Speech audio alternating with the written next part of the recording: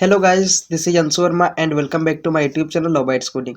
सो पिछले हमारी जावास्क्रिप्ट की सीरीज चल रही थी जिसमें हम लोग जावास्क्रिप्ट के 4 पार्ट पढ़ चुके थे। तो फर्स्ट पार्ट में हमने जावास्क्रिप्ट का इंट्रोडक्शन देखा था और सेकेंड पार्ट में हमने देखा था जावास्क्रिप्ट के ऑपरेटर्स। ठीक है, थर्ड पार्ट में देखा था वेरिएबल्स और पिछले पार्ट में जो फोर्थ है हमारा उसमें देखे थे डेटा टाइप्स। ठीक है, तो ये पार्ट जावास्क्रिप्ट की सीरीज पे नहीं है क्योंकि एक दिन का मैं पॉज ले रहा हूँ, एक दो दिन का। आप लोग अच्छे से चीज़ों को समझ लीजिए, अच्छे से करना सीख जाइए। ठीक है, उतने वीडियो आप मेरे देखिए, उसके बाद देखते हैं if statement and event loop. ठीक है, तो ये वीडियो है, देखो इंटरव्यू आप कैसे क्रैक करोगे। जब भी आप आईटी कंपनी में इंटरव्यू देने जाते हो उस पर हम लोग बात करेंगे, कुछ की पॉइंट्स देखेंगे जो कि इंटरव्यू में हर कोई फ्रेशर ये गलती करता है। ठीक है, इसीलिए उसको कहीं ना कहीं पे इंटरव्यू में सिलेक्शन उसका रुक जाता है। ठीक है, तो मैं अपने एक्सपीरियंस से बताऊंगा, जो कुछ भी मैंने फेस किया या जो कुछ भी मुझको जितना इंटरव्यू का एक्सपीरियंस है वो सारा एक्सपीरियंस आप लोगों को इस वीडियो में देने वाला हूँ। ठीक है, तो अगर आप लोग चैनल पर नए हो तो चैनल को सब्सक्राइब जरूर कर लो। आप लोग 1-1.5 मिनट तक वीडियो देखते हो लेकिन सब्सक्राइब नहीं करते हो। ठीक है, तो सब्सक्राइब कर लो, कुछ अच्छा ही बता रहा हूँ आप लोगों को। और अपनी सीरीज़ तो चल रही है तो उसके बाद अपनी सीरीज़ भी देख लेंगे हम लोग। ठीक है, इस वीडियो के बाद में।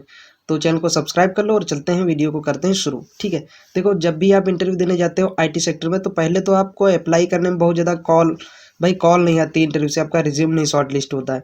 तो आप रिज्यूम पे देखो, कुछ भी करो या ना करो सब कुछ मेंशन कर लो अच्छे से।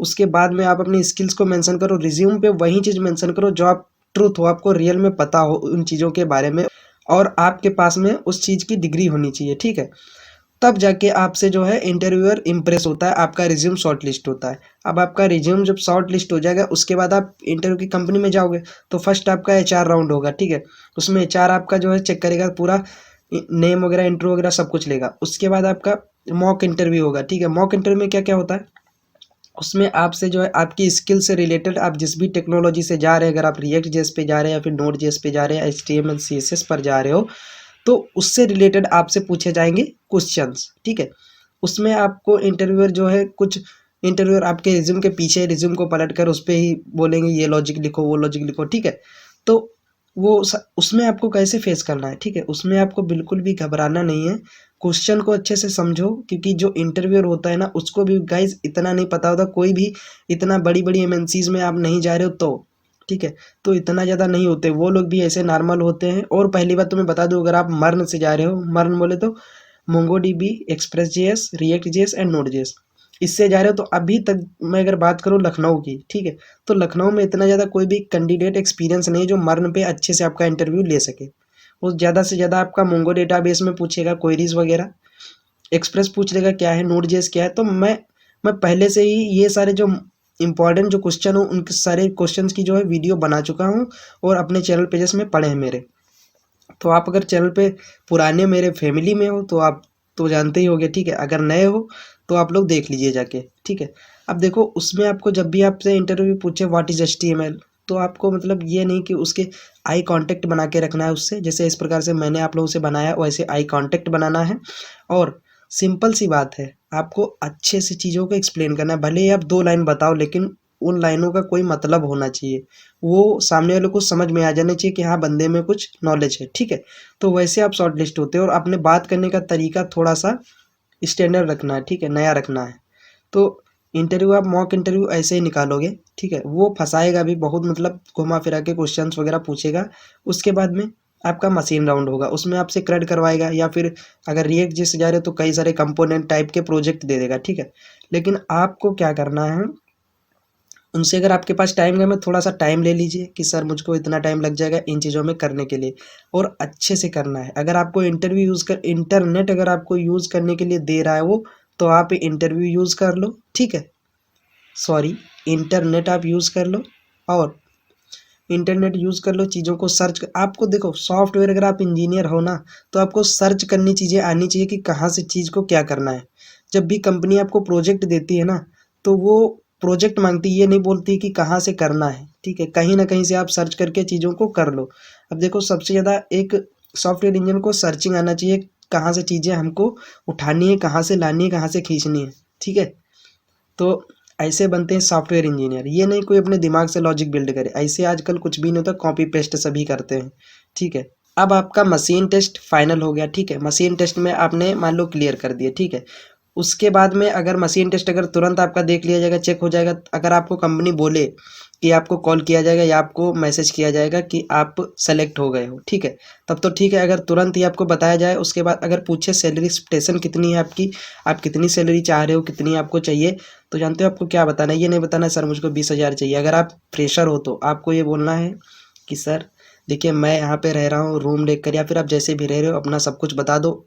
फिर वो अपनी सैलरी जो आपको पैकेज बताएंगे कि मैं इतना दूंगा, तो उसमें आप कह सकते हो सर इतने में नहीं हो पाएगा, इतना हो जाए, ठीक है। ये नहीं कि बस अचानक से बता दे। अगर अचानक से मांगोगे तो क्या सोचेंगे कि आप सिर्फ पैसों के लिए ही आए हो, कोई वर्क वर्क नहीं, बस ऐसे ही काम काम करोगे आप पैसों के लिए।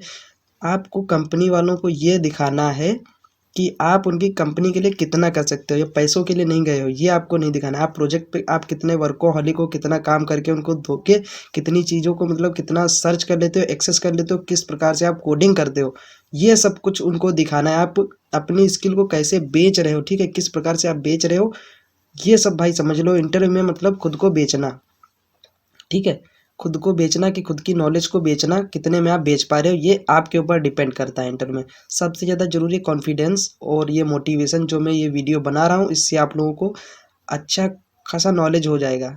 नॉलेज हुआ होगा गाइज, अगर आप लोगों ने इतनी देर तक वीडियो देख लिया स्किप करके भी, तब भी आपको नॉलेज हो गया होगा। और इंटरव्यू से अच्छे से भाई बात करनी है, ठीक है। आखिर वो आपको जॉब दे रहा है, आप में कुछ तो भाई देखेगा खास चीज़ ना, तो ऐसे ही थोड़ी ना आपको जॉब दे रहा है। तो भाई अच्छे से जाओ, बढ़िया प्रिपेयर होके जाओ और सटीकता से आंसर दो। ये नहीं घबराना नहीं, अगर आपसे क्वेश्चन पूछ रहे तो कोई ना कोई आप घबरा जाते हैं बहुत लोग। भाई मैं भी घबरा जाता था यार फ्रेशर। उसके बाद में मुझको धीरे धीरे आप जितना देखो, आपको डिमोटिवेट नहीं होना। अगर आप फर्स्ट इंटरव्यू में नहीं हुआ, सेकंड में नहीं हुआ, थर्ड में नहीं हुआ, फोर्थ में नहीं हुआ, आपको भाई एक्सपीरियंस तो मिलता रहता है ना। क्वेश्चन तो पता चलते रहते हैं इंटरव्यू में किस टाइप से पूछे जाते हैं और किस टाइप से आंसर जवाब देने हैं हमको क्वेश्चंस के आंसर के, ठीक है, आंसर कैसे देना है।